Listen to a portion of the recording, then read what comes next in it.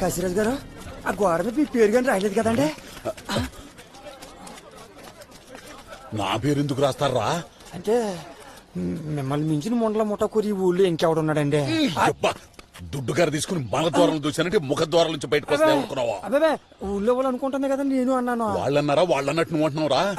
నీ సునకానంద కోసం ఎనవ కొత్తలు పోయి మాకో మూసుకుని పెరిగిస్తాం. జామురా దిరి గాసుకో మరి దిగి దిగిత దిన్ దింత దిగి దిగిత దిన్ దింత. ఓపెన్ సాలే గాని నీకేం కావాలో చెప్పు. నా దగ్గరున్న 50కి ఏమొత్తదా అని ఆలోచిస్తున్నాను. ఏమెత్తా?